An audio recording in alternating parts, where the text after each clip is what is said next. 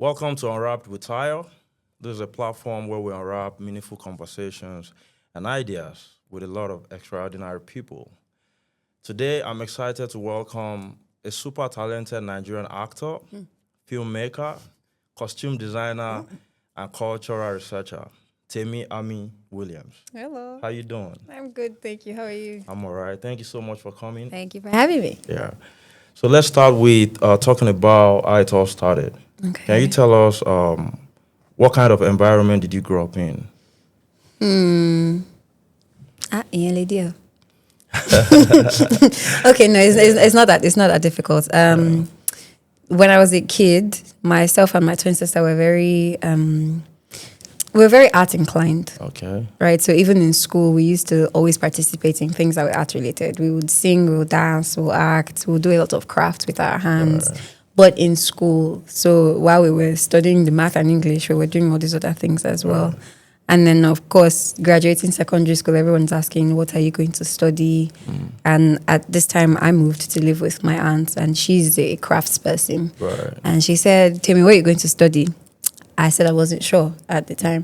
And then she said, well, if you're going to spend 4 years in university, you better be doing something that you like. Right. And then they told me about this course called Creative Arts. I'd never heard about it. Right. It was in my jam lesson, and they were having like a counseling session, and my auntie was there, and they were like, well, there's creative arts. Do you want to do that? I said, what's that? They were like, well, there's theater arts, and there's a bunch of all these other things. I was like, yes, That's what I want to do. Because unlike my twin, who from primary school, secondary school, she was like, I'm going to Yabatek and I'm studying visual arts. My sister still have faith from primary school. From childhood. Yeah, because my mom went to Yabatek. I'm going to Yabatek. Wow. I mean, I know I want to go to Yabatek, but I didn't know what I wanted to do until then. So I'm like, okay, there's theater arts. I'll do it.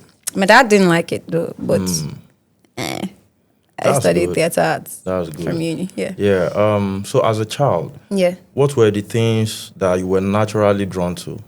I used to like to dance a lot, but I was shy. Right. So I would only dance in my bedroom or in my house.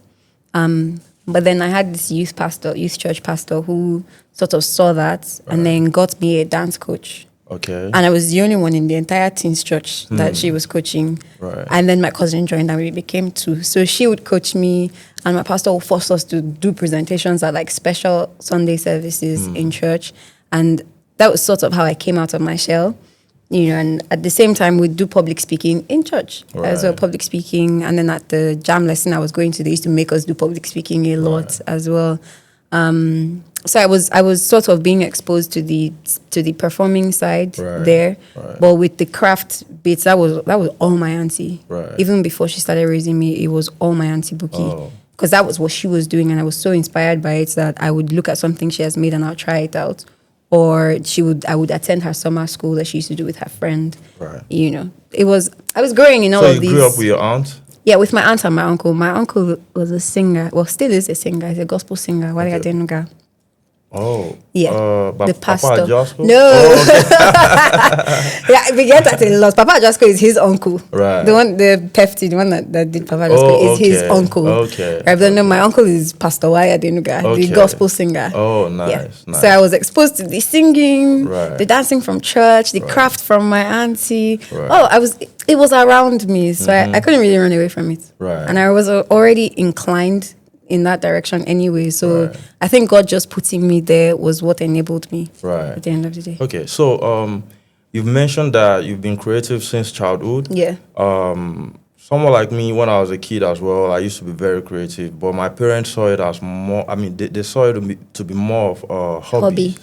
Not like a profession. Career. Yeah. All right, like a career, you know. So how did your parents accept it? Did they accept it as a hobby? Or were they supportive of you being a creative, even as a professional? Okay, well, like I said, I didn't grow up with my parents. From 15, my aunt and uncle took me and they raised me since I was 15 years old. And you know, those times like from 15 to 18 is sort of like your formative years when you're discovering yourself and finding out what works.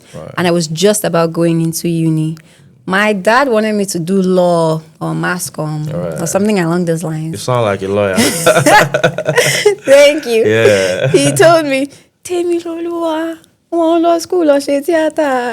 It's a hobby. I was like, what? I failed literature, so there goes jam. Yeah. What a shock, actually. I failed literature in WAEC. Don't tell anybody.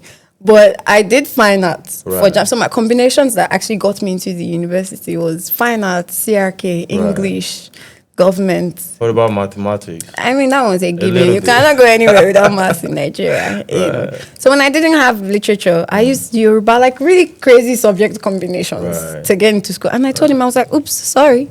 Theater arts is the only place that would take me. I was not apologetic. Because I was already living with my aunt and uncle who literally were pushing me. They encouraged me 100%. I could make the smallest thing and my uncle would be like, I'm so proud of you, Tim. I'm like, thank you. Man, so I was really encouraged to study theater arts. You have the best aunt and uncle, thanks to them. I do actually. All right. So you've worked as an actress, costume designer, a cultural researcher, and consultant. In all of this, which one came first? And I don't mean professionally. Okay. Internally, yeah. Internally, yeah. It's the craft that led to costume design. So that's the costume designing. Yes, it was that one. From a very young age, I could just pick random things and turn them into something else. When I was in secondary school, I'll never forget, when I was in secondary school, I used to sell earrings to my classmates made out of office pins. Right. Not the safest thing, guys, don't do that. But I would take office pins and I would just string like 2 or 3 beads on it and bend the back and sell it to my classmates for 15 naira, 20 naira. I used to make so much money and I don't know why they were buying it, but they were buying it. Talent. Right. Yeah. And so from a very young age, I realized that I'm very good with things that require my hands. I can see deeper than what a thing physically looks like. So if I'm looking at a bottle of water, I'm thinking about what else this bottle of water can become. Yeah. That's great. So once you empty it, I'm keeping it. I used to hoard a lot of things. I used to keep the most random things. The most rubbish. It was clutter. But as a crafts person, we don't say clutter. It's not clutter. It's material that you will use eventually. Later to create something special. Yes, and that did happen along the line. Did you make what you're wearing? I did not. Oh. My waistcoat is from my guys. They're called Aquesto Dapa. Okay. Yeah, and then they made this. Do they make for men? It's for men. They make for men. I'm the one that refuses and decides. That's why I've been so attracted to it. Stop it. No, they can hook you up. I'll tell them. All right. I'd like to. Yeah. Thank you. Yeah. So, after the university, you came face to face with cancer. Oh yeah. At a very early age of your life, you know. How did that moment interrupt the version of life you thought you were building? I really like that question. And I like that you chose the word interrupt. Right. It's a sad thing. I mean, yes, when I narrate it, it's sad. Maybe when I was going through it as well, it was sad. In hindsight, and it might sound weird, but in hindsight, I am grateful for the experience. Wow. I do not wish to be sick again in life. You will not be in Jesus' Amen. name. Yeah. Amen. I do not wish it on my enemy. It's a very tough journey to undergo. But I'm grateful for the lessons that I learned while I was in there. Because like you said, it interrupted the plans that I had for my life. And I can't necessarily say that those were the best plans that I could have been making at that time. So I'm grateful for the interruption.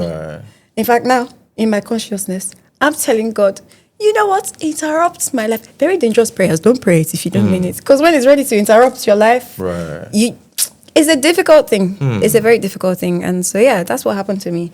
I had done a emo fair. I was in my 1-year NYSC period as well. And so it really was, this film's coming out soon. Your career is going to take off. At the same time, I was grounding myself in theater as well because I was working actively, professionally in the theater space after university. That's why I was doing my NYSC as well. And I just thought, this is a really nice career, you know? I was living my life on such a fast pace Right. Very fast paced, because I keep telling everybody Lagos is a hustling city, Right. and everybody's moving at a very fast pace. And if you're not moving at the same pace, you get trampled upon, and they'll leave you. So you'll be left to play catch up when you get up and dust yourself off. Right. So I was matching the momentum, right? No be me go carry last Right. in this Lagos, Right. That's the energy. Yeah, I was just going and coming and going and coming. I was never present, never physically present or mentally present in a space. I could be here, but also be 10 days away from here Right. mentally. I wasn't showing up for people. I wasn't doing anything. I was not building community, basically. And I got knocked down on my behind. And while I keep saying this and I'll maintain, sickness does not come from God, but he will take advantage of the situation to refocus your attention and be like, yo, Temi, I've been calling you. Shay, you sit down and listen to me now. I'm like, okay, fine. I don't have choice anyway, Right. Right. And so I sat down, and that was the year that I was growing. I was growing differently. I was growing as a creative. I had to learn that it was not by my hustle that I was going to blow, in quotes. I'm saying Right. blow, but I don't really mean it was not my career. I could not design the path or the trajectory of my career. It's very difficult, and I get a lot of people asking me those questions. How are you a costume designer? How are And you doing an this and actor? that. How are you producing and directing? I'm like, I'm not the one that is directing the Right. seasons and phases of my life, so I can't even give you a blueprint, right? But that's what happened to me when I had cancer. I sat down for months, 6 months of diagnosis and testing, and then another couple months for chemotherapy, and then the rest of 2021 for recovery.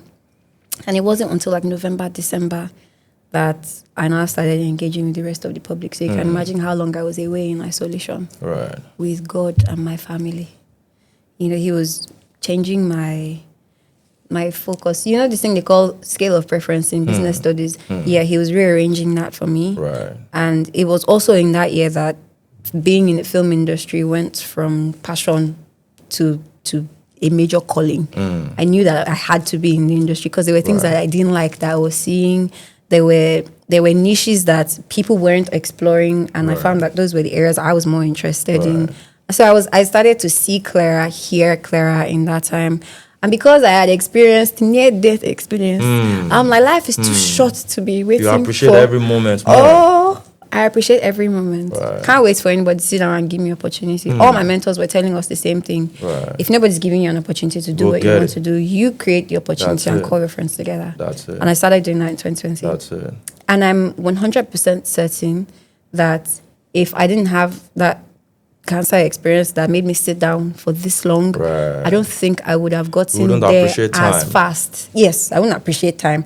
Maybe God will have mercy on me and I'll eventually get there at Get some there point in later. my life. Yeah. But I'm glad it happened at that time because I was still quite young. I was 22. I think I was 22 at the time. I turned 23 while I was in recovery Wow. as well. But we started making beautiful things, me and my friends, in that time. That was when my costume design career also took off. Right. Because I was making things for stylists who would go on set to put on your favorite celebrities. And I just be in my house thinking, I made that Right. in my house. Right. It was a thing of Right. pride. You're proud of yourself. Yeah. And I liked the slower pace. Yeah. I got to taste what not hustling Right. felt like, and I liked it. That's it. And so I'm doing everything possible to maintain that space. I don't want to be in a hurry because everybody's rushing. So you can go. Right. I'm okay. Let me just be going small. Right. the Your way I'm lane going. is different. My That's lane it. is different. I like how you sound really positive. I have to You're indeed a conqueror, a warrior spirit. Oh, thank you should be proud of yourself, definitely. I try to. be proud Now of let's talk about acting. it. Okay. When the opportunities started to roll in for you, like you've worked on the Imo Fair Yeah. and Vagabond Queen, Yes. these are solid international jobs. Yes. Did you ever feel the pressure to narrow yourself down to just one lane? As an actor, Yeah. no. There was no pressure of narrowing myself down because everybody, including myself, expected that my career would just shoot up after a Imo Fair. My classmates from uni used to tell me, oh my God, Temi, you're going to blow when this film comes out. Right. I keep using the word blow because that's the vernacular that we understand in this industry. Yeah, we all understand that. Yeah. They were just like, Temi, you're going to blow. So even me in my head, I was like, be like saying that this film will make me blow. Right. But the film came out quarter to COVID. And it came out at the time when I was already doing chemo. So they were premiering the film in Germany. I was doing my second chemotherapy. Yeah. No, I was excited. Forget. If you see the way I was posting about it, you would think I followed them to Germany. Wow. Because the boys were like, Ari and Chuko, the Okay. producers and directors, they were like, Temi, you should totally come. We'll get somebody to take care of you. Don't worry, our mom is going. She'll be in charge of your diet. They were doing everything possible to make sure that I would go. But it just wasn't time for me to put myself out there. I needed to just stay back, recover, do my treatments, and then come back out by God's grace, But the film went, it premiered, everybody was talking about it. People were posting my videos and posting the trailer, and all my friends were tagging me. That was 2020. It did all that in 2020. Maybe I got invited to like two table readings that year. Then they found out I was ill and going through treatment. I remember an audition I went for in that same period, in between my treatments. I was already bored at the time. And they were like, oh, you're going to have to take off your wig because this character is a secondary school girl. I was like, yeah, sure, no problem. And they were like, okay, are you ready? I was like, yeah. And I yanked it off my head. Confidently. Wow. And I started singing African Queen to them. It was crazy. Oh, yeah. And it was, what's her name? Miss Oludara Egerton Shingo. Okay. She was like, whoa. I was like, yeah, sorry, I'm bald now. I forgot to mention. She was like, okay, do the tape. It caught her off guard, right? And I knew that it wasn't what they were going for the character. But I was just happy that I had a chance to even audition, even though I was going through what I was going through. And those were just two opportunities that I had to read during that time. And then the next year came, I got a scholarship to do my master's. I left the country for 2 years. So that sort of also further slowed down the momentum of the acting career, as it were. But before I traveled, that was when I got LVQ, Vagabond Queen of Lagos, to do that one. We shot in March. From March, we started production in March because rehearsals till about May. And then I traveled in August. So even people that were reaching out to me, oh, are you around to do a reading? I remember Dami Orimogunjo reached out to me at that time, but I had already left the country. Some other casting director reached out. I had already left the country, and nobody was willing to fly me back to Nigeria to come and do their film. Why are we flying somebody in when there are plenty of actors on ground? But that was it, though. I didn't blow. After Aimofe. And the momentum was very slow. But I'm thankful for it because even though at the time I used to ask, what kind of actress am I? Can I even really call myself an actress? I've done one film. The second one is in post-production. How am I an actress? I had a bit of imposter syndrome. But while I was away in school doing my master's, I got my next opportunity to act in an international series, FBI International. Because I was living in Hungary and they were shooting in Budapest. And it was one of my classmates that was just always on Facebook. And he sent the link to everybody. So I just joined this casting company for minority actors living in Hungary. So there was always opportunities for English-speaking actors who were not Hungarian. And I just got this one. That's how I went to Budapest, shot the thing, and that's how I got my second IMDb credits as an actor. And then it took my acting career. People will ask me, oh, did you intentionally leave the industry and come back 3 years after? I'm like, I didn't plan that. But it's not like I was sitting down not doing anything. I've not had to choose the kind of jobs that I want to take. People have started stereotyping me. She only does festival films. She only does... Before, I used to be so worried. Why are they saying that? They didn't ask me. 2 years ago, I decided, you know what, it's good. Say that. That means if you have a nonsense project, and if you love me. If you are a festival film actor, you're actually a deep actor. I mean, I'll take it. I'll take it. It wasn't until last year that I was faced with the choice of, will I take this film or will I not take this film? On two separate occasions. And I ended up not doing both of them. But I was confronted with that question of, Tim, are you going to say yes to this film? Or are you going to say yes to this other film? So I didn't do both of them. But prior to, I had never been approached with, is this a film that you would like to do? The career I was taking its time and how it was growing. So it wasn't a question until last year. Until last year. I understand how you feel about your journey being slowed down. And talking about blowing as well. I understand all of that. But I also understand that you know the meaning of God's timing. The best. I've seen... when Queen Vagabond.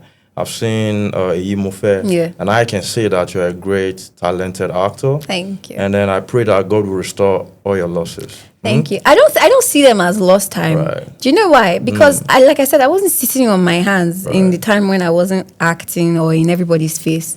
I was getting a master's degree. Right. Yeah, no, I mean as an actor. I know as an actor. You want there's a space that you have to be in Nigerian film industry, you know. You need to get the accolades that you deserve as a talented actor, and you are gonna get it.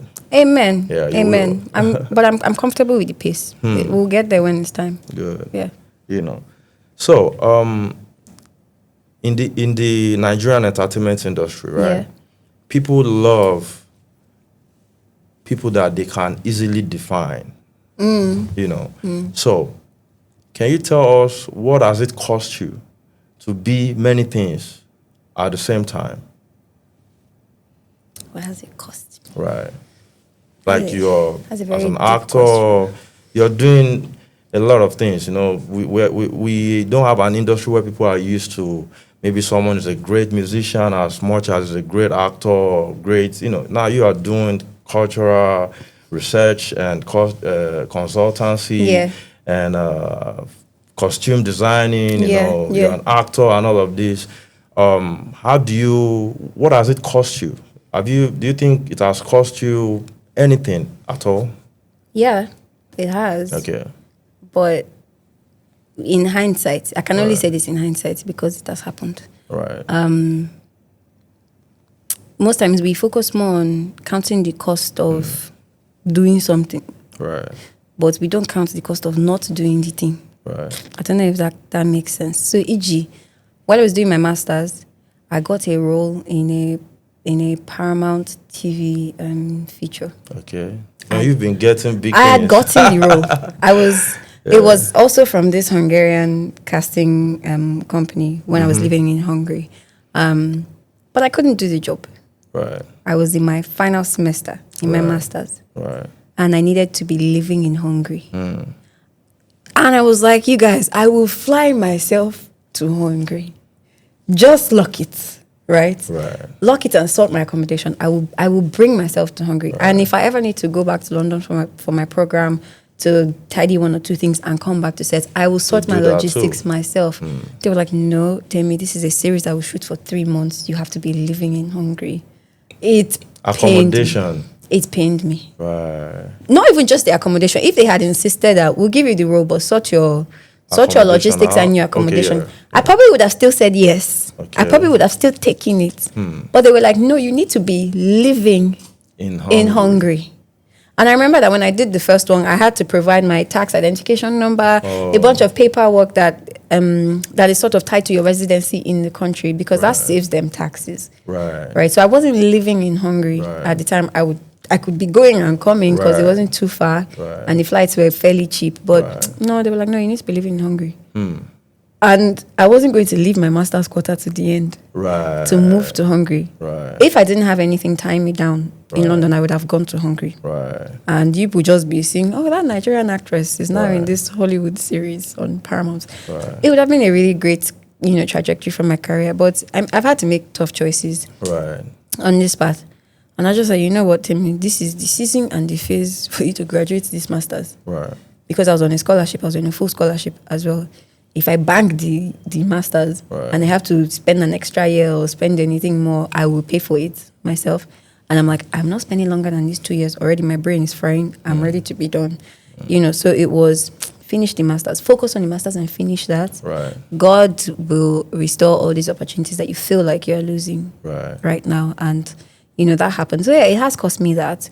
But other than that, with regards to what I'm doing, if I'm doing anything on set, no. The only thing it has cost me is choosing what to do part-time. If they're clashing, then I'm faced with the decision to make of choosing. And I would choose whichever one is more important at the time. I'm not saying that the different skills I have are not, one is more important than the other. No.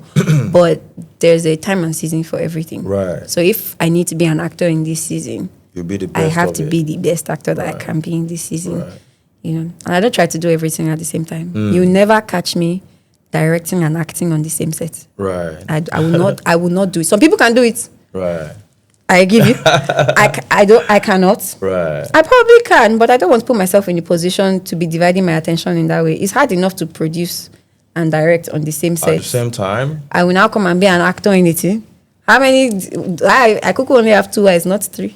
There's so many things you will not see. You are very versatile, but you can't multitask? There's a level to my multitasking. Okay. I can only multitask if the things are not on the same level of importance. I can multitask, but they cannot be on the same level of importance. Okay. So I can't have a 9 to 5. And maybe not at the same time. Not that. I can multitask at the same time if they're not at the same level of importance. Okay. So, e.g., if I'm working a 9 to 5, that means every day I'm committed 9 to 5 in this company. Right. I cannot be taking another 9 to 5 course as a producer. Right. Something will suffer. Right. And I don't want anything to suffer. So you nurture one at a time. Yeah. So if I'm working 9 to 5, that training better be on the weekends. Right. That's what I'm saying. Something has to be higher than the other if I have to multitask. Right. If I'm producing and directing, I know that I'm focusing on producing throughout the pre-production phase. Right. And then maybe I'm engaging my actors and trying to prep them for a set. And by the time we get on set, I am only a director. I don't come on set as the producer anymore. Anything that has to do with production, production manager and the rest of them can handle it. Right. That's why we rely on the strengths of our team members. People, right? I don't try to do everything at the same time. You will just burn out. That's good. You're a team player. I am. Yeah, that's really good. I am. Yeah, all right. So have you ever been advised, maybe explicitly or subtly, to simplify yourself to be more marketable? Where did you find all these questions? First of all, I gotta ask. You funny No, because they're very well targeted. Right. It's like somebody told you about my past life. Don't worry, we know you. And you decided I'm going to put her on the spot and ask her all these questions. Yeah, we know you. Somebody told me that in 2023. Right. Somebody told me that I was in London and I was trying to get somebody to give me an internship. Right. I was like, I want to do an internship with you for a while. And he was like, as what? So we got on a long call and he spent 2 hours telling me why I must kill every other thing I'm doing and focus on being a producer. Right. Because he was a producer and I wanted to do an internship with him. Right. And he's like, no, you can't do anything else. If you're going to be a producer, you kill the others and focus on this producing as a career. And it was not sitting well on my inside. Because somebody was turning my intestine as he was talking. I was just my stomach was just doing like this. I was like, I don't believe that. I don't think I have to kill one to focus on the other. Right. Yes, I will grow in each of them. I will not try to do everything at the same time, but I don't think I need to kill any one side for the other to grow. That's it. But yeah, there's that person who told me, no, you can only be one thing in this industry. Pick it and stay. You need to craft a niche for yourself. Good luck to all of you. Right. I respect you and you're right.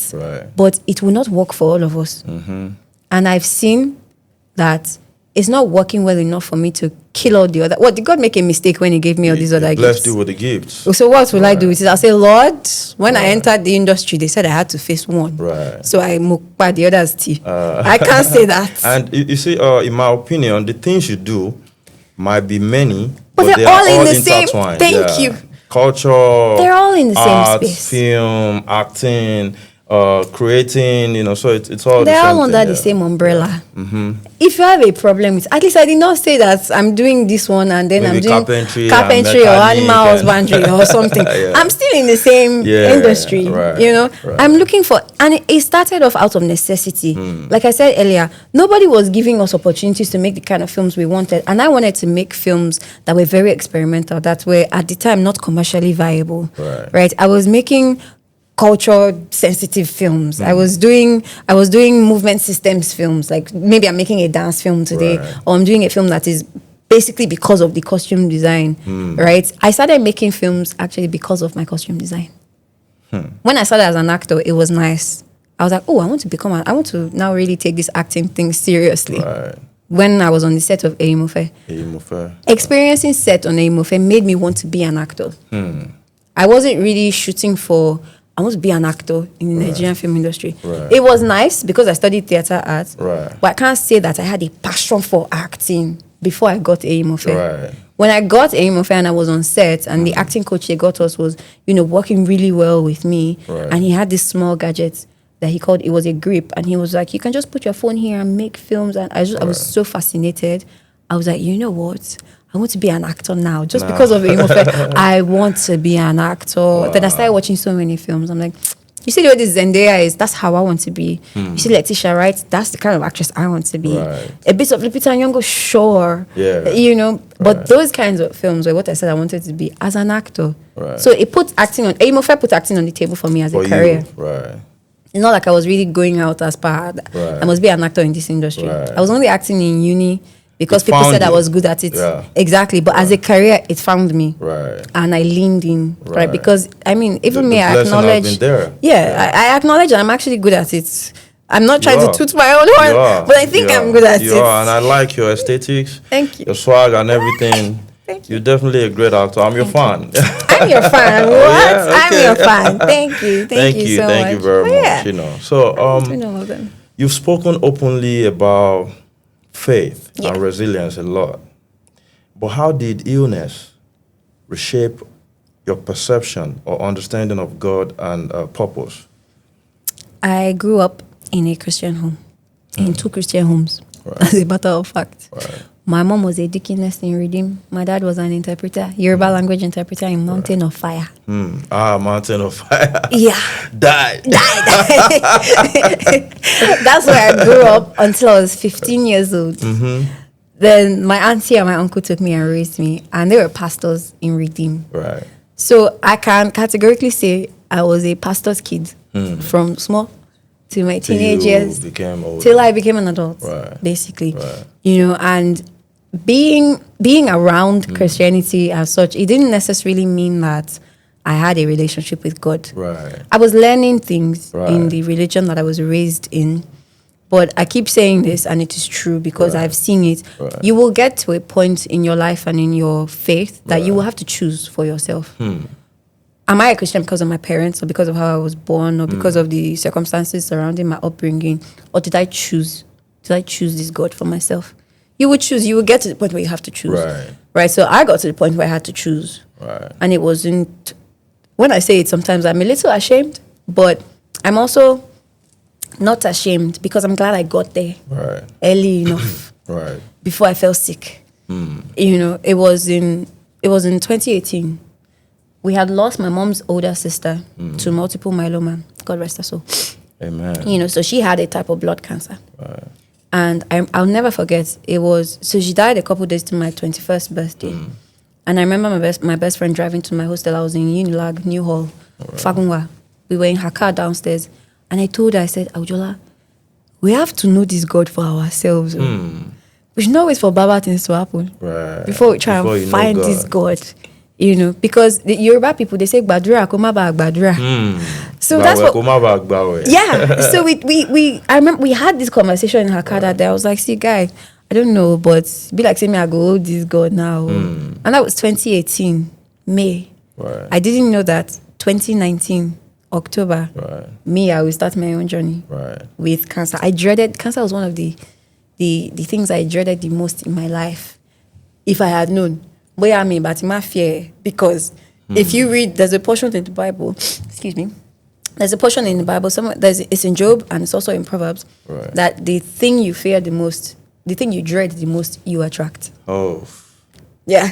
That's deep. And I didn't say it. Job said, the thing I feared the most has happened to me. When everything happened to him, that was his greatest fear, right? And in Proverbs, is what you dread the most, you attract. And you couldn't tell me anything. If I hear ka, I've gone the other way. Right. Because I saw what it did to my mom's sister. I was part of the people taking care of her in the house. And I didn't want anything like that to happen to anybody in my family again. I was like, God, let this just be the end.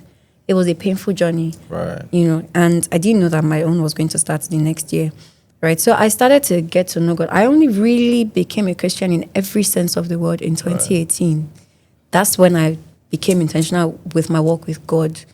right? And it's not like I was a sinner Right. prior to, or I Right. was not living my life according to the statutes of, my faith. But You became more I did not know intentional. the God I was serving.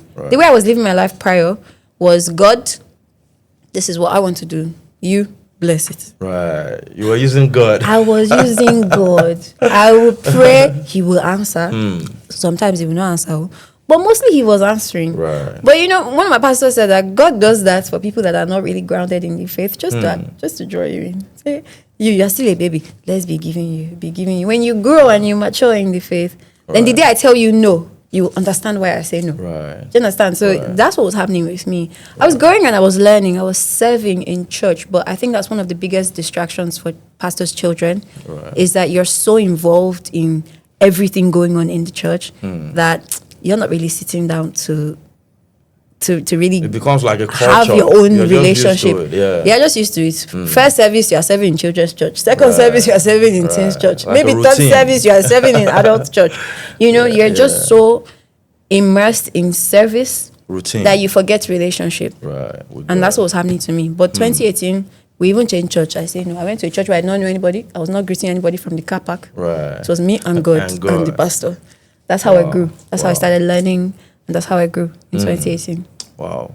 It's so good to know that you know your God. I know my God. And your God has not failed you. He has not because failed me. It's radiates, I mean, look like at me on now. you. Definitely. Yeah. So stick to that. I will. All right. Yeah. I will.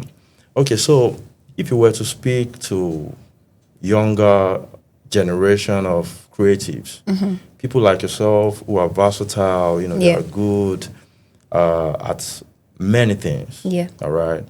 But what would your honest, but they are struggling, they're struggling with picking a particular identity, maybe sticking with acting or picking whichever one they feel that they have the most. Yeah. What would your genuine and honest advice to them be?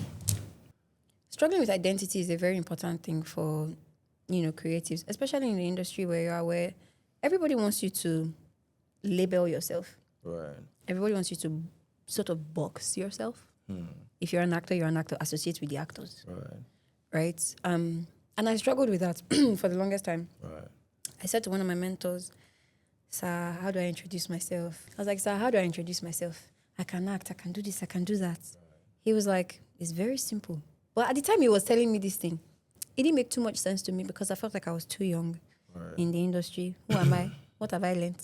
How have I grown? It was 2017 or 2018. Either 18, I think it was 2018. I went for a mentorship session. My uncle does these seminars for young professionals. They will get like 100 industry professionals and then 10 mentees per one mentor. And there were people in the film industry as well. Before he now started doing specific ones for film, And I had met Mr. Bimba Manuel, Mrs. Egoboyo, and Mr. Femi Odugbemi. And with Mr. Bimba Manuel, it was just my career as an actor. Right. With Mr. Femi Odugbemi, I told him all these things. The first time he said, "Temi, all these things you do are, just like you said, still in the same industry, institutionalized." When he told me that, I was like, I'm young. Wait till I don't do for this industry that I want to institutionalize. It's too soon. Had I even done a Imofe then? Yes, I had. I had only done a Imofe. I was doing NYSC. This man is telling me to institutionalize. Right. As per put everything together and start a company. Right. I was like, I'm too young for that. Oh, okay. Build your own table. Build your own table. Right. I didn't do it in the first year when he said it to me. Then my uncle then did a separate mentorship session for filmmakers only. And he came back again. He was my mentor again for the second time. Right. He said, "Temi, institutionalize." He said it. Then there was another one for filmmaking. Then I was talking to my next mentor, Mrs. Egoboyo. Right. She said, "Yeah, that was the best thing you can do for yourself." And she was a perfect example for me because she started as an actor. Now she's a producer. Right. She'll still act if she has to. But now she's at the helm of control in the industry. Right. She's one of those people up there. And it just made sense. When I started asking questions of who will give me this opportunity, who will hire my friends to do, we were too many around me who could do stuff that nobody was giving opportunities to do. And me, I was already struggling with all the many things I could do and not knowing how to put it together. But Mr. Femi Odugbemi told me, Temi, you'll introduce yourself as a creative entrepreneur. That was the first time I heard that description, creative entrepreneur. He was like, yeah. And then people will be intrigued and they'll ask you, what does that entail? And then you can go and start describing, I'm an actor, I'm a producer, I'm a this. But you will first go under the umbrella of creative entrepreneur. So I changed my Instagram name from that to creative entrepreneur. But in the same 2020, excuse me. It's all right. In the same 2020, when I was going through chemo, finding my way, growing, having insights in the industry, that was the same year I registered my company, New Wine Studios. And that was also the first year that I made 2 short films in 2020. Only one came out in 2020. The other one came out when I was in Hungary in 2021. But it was perfect because I made costumes. I wanted to shoot the costumes. I did the art, the production design by myself. Called my friend who has a camera. Guy, come and shoot this thing. He came, called one of my friends who's a model. Come and wear my clothes. Everybody came to my house. I painted our security house, wrote a whole narrative around it, called one of my guys who does Yoruba Ebi. Guy, I'm doing this thing, right? So. He wrote it, he voiced it. Called another one of our friends who's an editor. Demola, edit this thing for us. Called another one of my friends who's a producer, sound producer. Oh, can you clean the sound for me and make it look nice? And all of that. And this was how I was calling everybody, and we made my first film. I did it again, called So. We made another film. I didn't know that I was producing at the time. I didn't know that's what they called. That's producing. I didn't know. Yeah, you're resourceful. I did not know. Yeah. I actually didn't know until a couple years after. I was like, oh, so that means all those things that I was doing with all those films, I could have been taking producer credits. Then I went, I edited all of them. Produced by Temi. Directed by Yeah. Costume design. Yeah. It was wild. I don't like those kind of films where you see one person's name in all the credits. So I don't try to do everything. I get my friends to do it. Even if I design the costume, you won't see my name. You see my brand name as a costume designer. But I'll hire somebody else as wardrobe manager or a stylist. I've done the groundwork. You come and do the actual work on set. Director of it. Yeah. Yeah. It worked. You're doing amazingly well. Thank you. You should be proud of yourself. I've said it before. I am proud. But you're such a brilliant person. Thank you. And I wish you a lot of successes in everything that you lay your hands on. Thank you. So finally, Okay. what would you want people to feel after encountering your work? Even if they cannot label you. That's a very big question. What do you want them to feel? You are touching people with art, with your work, so be it acting or the cultural researches or consultancy or anything that you're doing, or even fashion when it comes to costume designing. Yeah. So what is that one thing that you want people to feel when they encounter your work? It's easier to answer this question if you're asking me based on project as per project. Like, Temi, you did Iriti. What do you want people to feel from this film? That's easier to answer. But I'll say one thing. In 2022, I decided that everything I want to do in this industry, I want to point people to see how much they are the same as opposed to how different we are as human beings. And this came because I was living in Hungary at the time. But at the same time, even after I left Hungary, I must have lived in like 4 or 5 different countries within the 2 years of my master's and experienced different cultures along the way. And one thing was clear is that we're not that different. Us as human beings, we're not that different. Even our cultural practices, heritage that we carried from our forefathers is not that different. Our contemporary culture, it's not that different either. It's just the way the world is designed is in such a way that just because somebody lives in Norway and I live in Lagos, we feel like we can never have anything in common. But I've seen that we have a lot that we are more all the same in common. In ways. Yes. Many ways. And I would like that my work would draw people draw the attention of people to see how much the same they are, as opposed to how different we are. There's already a lot going on diversity. Is plenty. And I know that sometimes they don't necessarily mean The vision. the negative connotation of the word diverse, Right. but automatically what it is doing in people is it is letting you know that you're different. Because the word in itself means different. Right. Right. And we mean Just it in a nicer way. yeah, we say it and mean it in a way that, it's a nice group of diverse people So I that stick we've to brought being Yoruba, together. You stick to being Igbo. Exactly. We don't look for a common ground where That's we're what all it's the same. doing Yeah. in people is, yes, you have brought us all together. Thanks. That's nice.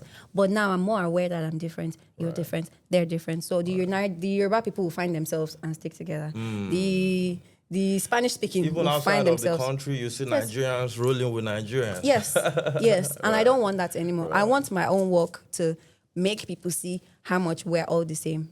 Connection. More the same than different. Right. There's already enough going on how different That's we it. are. That's So it. so I like you're asking your me. work brings unity. That's what I want I people think to I'll feel. add to it as well. Yes, please. Passion. Yes. And you are very original. Thank you. You are such a brilliant person. Thank you. I've learned so much from you. And I know that everyone watching would have also learned a lot from you. Thank you. You are great, like I said, and you are going to do so much. If you continue like Don't this, worry. my head will be too big for my wig. Slow Don't down. worry, don't worry. I know my people are watching and you're already casted. You will be getting a lot of calls. Come for on. roles. I promise you that. All right. All right. So we're here for it. So Temi Ami Yes. Williams, thank you so much for answering our you. call. Thank to you for come to the inviting show. me. Thank you for gracing us with all your royalty. Thank you for having And me. I'll see you around and I'll see you at the top. Definitely. You see me. Maybe we'll be in a film together. Definitely. I might even put you in my project. Oh, come on. And I hope you put me in yours too. You don't have to. That goes without saying, Nice. Yeah. Thank you so much Thank for coming. you. Thank you so much for I having hope you me. enjoy the rest of the day. I will, you too.